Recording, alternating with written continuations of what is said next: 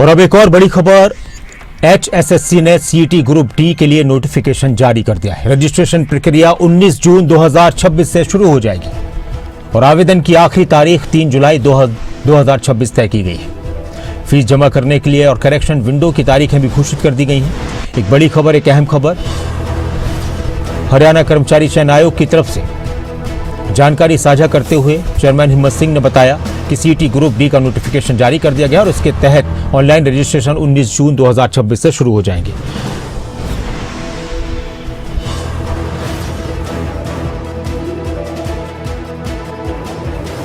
कर रहे थे ग्रुप डी नौकरी के लिए इच्छुक अभ्यर्थी, उनका इंतजार अब खत्म हो चुका है।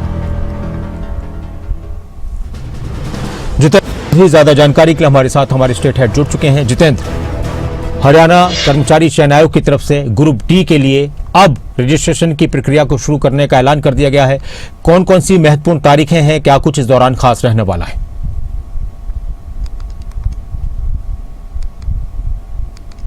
देखिए, बिल्कुल नासिर, अगर हम बात करें ग्रुप डी CET को लेकर के अभ्यर्थियों का एक लंबा इंतजार था इसको लेकर के कि कब इसको लेकर के तारीखों का जो ऐलान है वो किया जाएगा। आज HSSC के चेयरमैन हिम्मत सिंह की तरफ से CET ग्रुप डी के लिए जो रजिस्ट्रेशन है उसकी तारीख का ऐलान कर दिया। करीब 3 जुलाई तक जो है ये आवेदन रहेंगे। 19 जून से आवेदन जो है वो शुरू होने जा रहे हैं। इसके साथ साथ करेक्शन को लेकर के भी जो वक्त है वो दिया गया है। 6 जुलाई तक जो है फीस जमा करने का वक्त यहाँ पर दिया गया है और साथ ही साथ करेक्शन को लेकर के भी इसी तरीके से जो समय है वो निर्धारित किया गया है। तो ये कहा जा सकता है कि अपने आप में ग्रुप डी की परीक्षा को लेकर के, ग्रुप डी की CET को लेकर के जो अभ्यर्थी इंतजार कर रहे थे उनका इंतजार जो है वो अब ये कह सकते हैं कि पूरे तौर पर खत्म होते हुए नजर आएगा और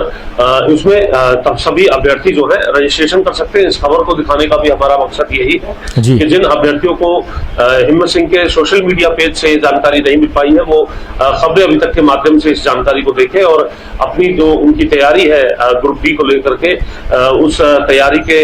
को ध्यान में रखते हुए 19 तारीख से अपने रजिस्ट्रेशन जो है वो इसको लेकर के कराना शुरू करें और उसके बाद पूरी प्रक्रिया की जानकारी फेसबुक पेज पर भी जो HSSC के चेयरमैन है उनकी तरफ से दी गई है और साथ ही साथ लिंक भी शेयर किया गया है जहां जाकर के अभ्यर्थी अपना रजिस्ट्रेशन करा सकते हैं। जी, अच्छा, इसके अलावा और कौन कौन सी बातें, कुछ और जो लिंक तो शेयर किए गए हैं और चेयरमैन हिम्मत सिंह की तरफ से भी कई बातों का जिक्र करते हुए और जिस इंतजार की बात कही जा रही थी कि वो इंतजार खत्म हुआ है, कौन कौन सी ग्रुप डी में खासतौर से नौकरियां रहती हैं जिसको लेकर अभ्यर्थी आने वाले वक्त में इसमें रजिस्ट्रेशन कर सकते हैं और करते नजर आएंगे?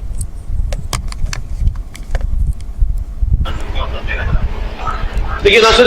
चतुर्थ श्रेणी की जो भी सरकारी नौकरियां हैं, क्योंकि A, B और C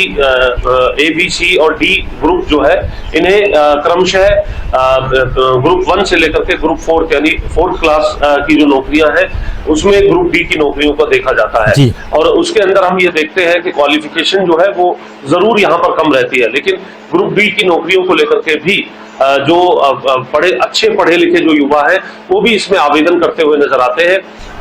कारण सिर्फ यही कि अधिकांश जो युवा है वो ये चाहते हैं कि नौकरी को लेकर के सिक्योरिटी जो है वो रहे और इसलिए ग्रुप डी की नौकरियों के अंदर भी वो आवेदन करते हुए नजर आते हैं और ये चतुर्थ श्रेणी की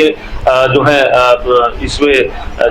ये कह सकते हैं कि नौकरी मिलती है और उसको लेकर के अलग अलग विभागों के अंदर ये नौकरियां हो सकती है। इसको लेकर जो CET की जो प्रक्रिया है वो अब शुरू हो गई है और जल्द ही ये CET कंडक्ट कराने का काम भी आयोग की तरफ से किया जाएगा, क्योंकि अब रजिस्ट्रेशन के बाद आगे कब CET कंडक्ट कराया जाएगा उसकी तारीखों का ऐलान होगा। फिलहाल हमने देखा कि किस प्रकार से पंचकुला के ताऊ देवीलाल स्टेडियम के अंदर जो इससे पहले ग्रुप C की जो भर्तियां थी उसमें PMT और PST की जो प्रक्रिया है वो वहां पर सुचारू तौर पर चल रही है। हाल ही में मुख्यमंत्री नायब सैनी की तरफ से भी वहां दौरा करके जो किस प्रकार से ये दोनों चीजें हैं, फिजिकल मेजरमेंट टेस्ट और जो स्क्रीनिंग टेस्ट है उसको करवाया जा रहा है, उसकी जो पूरा जायजा भी मुख्यमंत्री की तरफ से लिया गया था और अब ग्रुप डी को लेकर के जैसे ही ये प्रक्रिया खत्म होगी उसके बाद ये कह सकते हैं कि ग्रुप डी CET को लेकर के भी प्रक्रिया शुरू होते हुए नजर आने वाली है। जी, और शुक्रिया आपका इस पूरी जानकारी के लिए, बातचीत के लिए जितेंद्र।